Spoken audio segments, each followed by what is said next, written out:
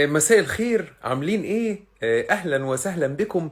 لقائنا بيتجدد في برنامجنا الجميل فيه ايه يا مصر. طبعا انا كنت صاحي النهارده عادي بطمن على اخواتي الصغيرين عملوا ايه في التاريخ والفيزياء، والحمد لله ما وصلتش لاجابه.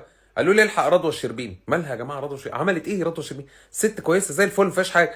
قالوا لي الحقها بس. ببص بقى لقيت الاستاذه رضوى الشربيني نزلت بوست. هي نزلته ومسحته ما فيهاش حاجه يعني.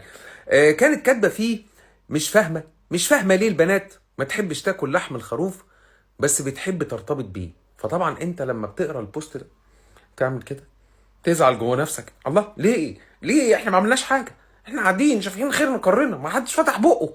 ليه بتعملي كده؟ ليه اوت اوف نو وير كده؟ ليه يا بنات؟ عاده انا في الحاجات اللي زي دي بحب اتاكد بنفسي، فدخلت لقيت رضوى مسحت البوست بس يعني. وطبعا بقى كان في بقى ايه اكونتس تانية بقى، الاكونت مش عارف الفلاني نشر والاكونت العلاني غسل، وخلاص بقى هناك بقى ايه، في حكايات بقى كتير في القصه. بس لما باجي اسال السؤال، ليه يا رضوى؟ ليه يا حبيبتي عملتي كده؟ ليه؟ انت يعني قلبتينا كلنا خرفان. ليه بقى يعني؟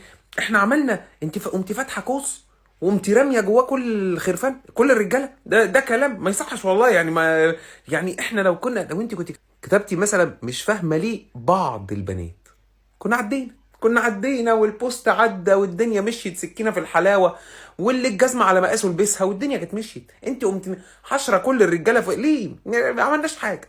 رد الفعل كان سريع يعني. انا ما تخيل يعني، ده احنا ما لحقناش نشوف البوست، رد فعله حصل. قامت قنوات سي بي سي تعلن اداره قنوات سي بي سي عن تحويل المذيعه رضوى الشربيني للتحقيق بسبب البوست الذي قامت بنشره على صفحتها الشخصيه، والذي تسبب في اساءه لاسم المؤسسه رغم انه لم يذاع او ينشر على احد منصات القناه.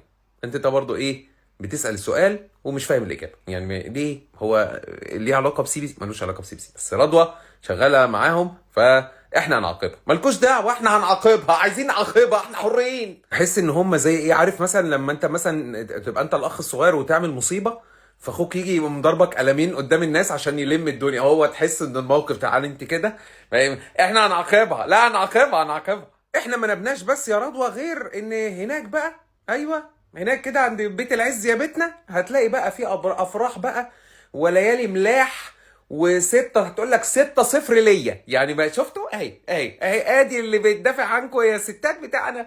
ليه انت قوتي موقفها من غير ما هي تعمل حاجه؟ الست كانت لسه متحجبه من يومين، انت قوتي موقفها دي. ليه عملت كده؟ ليه يا رضوى عملت كده يا رضوى؟